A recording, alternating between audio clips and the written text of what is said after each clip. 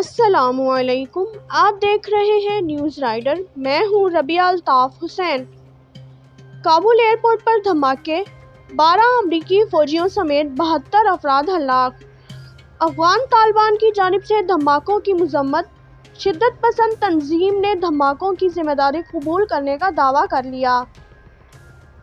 اس video کو مکمل دیکھنے سے پہلے آپ سب سے درخواست ہے کہ نیوز رائڈر کو ضرور سبسکرائب کریں اور اس ویڈیو کو ضرور لائک کریں۔ افغانستان کے دارالحکومت کابل میں جمعرات کو حامد کرزئی انٹرنیشنل ایئرپورٹ کے باہر ہونے والے 2 دھماکوں کے نتیجے میں 12 امریکی فوجیوں اور 60 افغان شہریوں سمیت 72 افراد ہلاک جبکہ درجنوں زخمی ہو گئے۔ واقعے کی ذمہ داری شدت پسند تنظیم نے قبول کرنے کا دعویٰ کیا ہے۔ خبر رساں ادارے کے مطابق ایک افغان عہدیدار نے نام ظاہر نہ کرنے کی شرط پر بتایا کہ واقعے میں 60 افغان شہری ہلاک جبکہ 143 زخمی ہوئے۔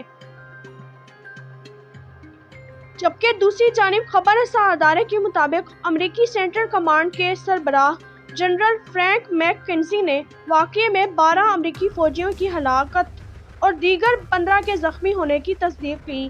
انہوں نے پینٹاگون میں ایک نیوز بریفنگ میں بتایا کہ دھماکوں کے بعد فائرنگ کا تبادلہ ہوا جس کے نتیجے میں متعدد عام شہری بھی ہلاک اور زخمی ہوئے۔ اس سے قبل افغان طالبان کے ترجمان سہیل شاہین نے اپنے بیان میں ان حملوں کی مذمت کرتے ہوئے کہا تھا کہ یہ دھماکے اس وقت ہوئے جب وہاں بڑی تعداد میں لوگ موجود تھے۔ انہوں نے مزید کہا تھا کہ ہم اس خوفناک واقعے کی مذمت کرتے ہیں اور مجرموں کو انصاف کے کٹہرے میں لانے کے لیے ہر اقدام کریں گے۔ پینٹاگون کے ترجمان جان کربی نے ٹویٹر پر جاری کیے گئے بیان میں انہیں پیچیدہ حملے قرار دیتے ہوئے بتایا تھا کہ ہلاک ہونے والوں میں چند امریکی بھی شامل ہیں، لیکن انہوں نے ہلاکتوں کی تعداد نہیں بتائی تھی۔ خبر رساں ادارے کے مطابق ایک دھماکہ ایئرپورٹ کے ای بے گیٹ پر ہوا جہاں گزشتہ کئی روز سے انخلاء کے منتظر افغان شہری سینکڑوں کی تعداد میں موجود تھے، جبکہ دوسرا دھماکہ ای بے گیٹ کے قریب ہی واقع بیرون ہوٹل کے پاس ہوا۔ سوشل میڈیا پر کابل ایئرپورٹ کے قریب تیسرے دھماکے کی بھی اطلاعات ہیں، تاہم ان کی تصدیق نہیں کی جا سکی۔ خیال رہے کہ امریکہ سمیت کئی مغربی ممالک کی جانب سے پہلے ہی کابل ایئرپورٹ پر حملے کے خطرے سے خبردار کیا گیا تھا۔ برطانوی مسلح افواج کے وزیر جیمز ہیپی نے جمعرات کو کہا تھا کہ کابل کے ہوائی اڈے پر بہت جلد سنگین حملے کا خدشہ ہے۔ خبر رساں ایجنسی کے مطابق برطانوی حکومت نے اپنے شہریوں کو حامد کرزئی انٹرنیشنل ایئرپورٹ سے دور رہنے کی تنبیہ بھی کی تھی۔ کابل میں موجود ایک عینی شاہد نے بتایا کہ ایئرپورٹ کے باہر جہاں کاغذات دیکھے جاتے ہیں، ہم بھی وہاں موجود تھے کہ شام 4 بجے کے قریب زوردار دھماکہ ہوا اور کچھ سمجھ نہیں آیا۔ انہوں نے بتایا کہ دھماکے کے بعد کچھ سمجھ نہیں آیا، بس جگہ جگہ لوگ گرے پڑے تھے۔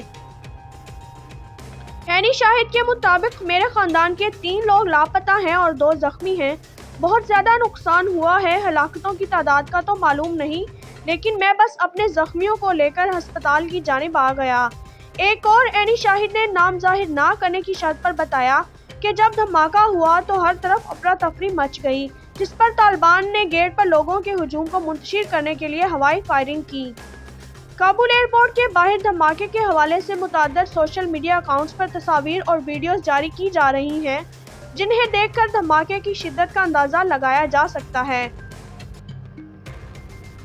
دھماکے میں زخمی ہونے والے افراد کو کابل کے سرجیکل سینٹر میں منتقل کر دیا گیا ہے۔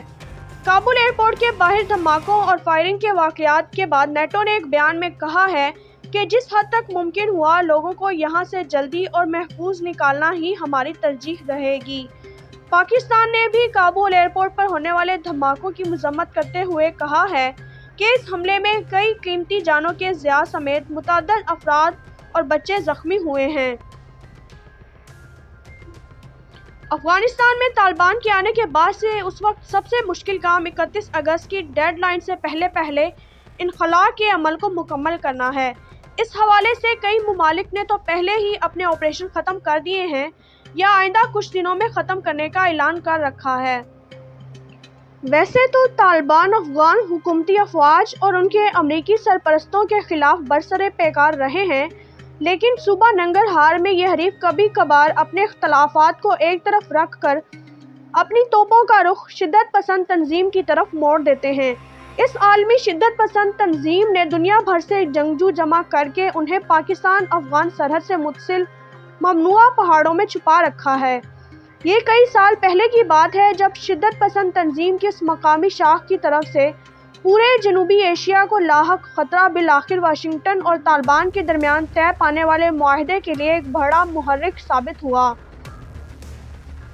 جمعرات کو کابل کے حامد کرزئی انٹرنیشنل ایئرپورٹ کے باہر ہونے والے دہشت گردانہ بم دھماکے کی ذمہ داری شدت پسند تنظیم نے قبول کر لی ہے، جس میں بچوں سمیت کم از کم 60 افراد ہلاک ہوئے۔ اس حملے سے افغانستان میں استحکام اور سیاست کی تعمیر نو کے لیے تقریباً 20 سالہ ناکام کوششوں کے بعد بین الاقوامی افواج کے حتمی انخلاء کے موقع پر افراتفری اور مایوسی میں مزید اضافہ ہوا ہے۔ اس حملے سے جس اہم بات کا اشارہ ملتا ہے وہ یہ کہ ایسے موقع پر جب طالبان ترجمان کہہ رہے ہیں کہ جنگ ختم ہو چکی ہے، یہ واقعہ ظاہر کرتا ہے کہ افغانستان میں دہشت گردی اب بھی موجود ہے اور یہ طالبان کے دور حکومت میں بھی جاری رہے گی، جہاں افغان شہریوں کی زندگیاں خطرے میں رہیں گی۔ اس گروپ نے پاکستان کے اندر بھی حملے کیے، جہاں سرکاری فورسز کے ساتھ ساتھ ملک کی صوفی اقلیت کے ارکان کو بھی نشانہ بنایا گیا۔ جہاں دیگر جہادی گروپوں نے کابل پر طالبان کی فتح پر خوشی کا اظہار کیا اور امریکی قیادت میں لڑنے والی نیٹو فورس کو شکست دینے پر ان کی ستائش کی، لیکن شدت پسند تنظیم نے افغانستان کے نئے آقاؤں کی واشنگٹن کو دھوکہ دینے پر مذمت کی ہے۔ امریکہ نے افغانستان سے انخلاء کا اعلان کیا تو اس نے طالبان کے مضبوط ٹھکانوں پر معمولی حملوں کا دعویٰ جاری رکھا، تاہم کلارک نے کہا کہ 10 یا 11 دن پہلے اچانک یہ حملے تقریباً رک گئے۔ ان کی پریشانی یہ تھی کہ یہ گروپ کوئی بڑا منصوبہ بنا رہا تھا۔ انہوں نے کہا کہ یہ ایک معمولی حملہ نہیں تھا، اس میں متعدد خودکش بم اور بندوق بردار ملوث تھے۔ مزید خبروں کے لیے ہمارے چینل کو سبسکرائب کریں۔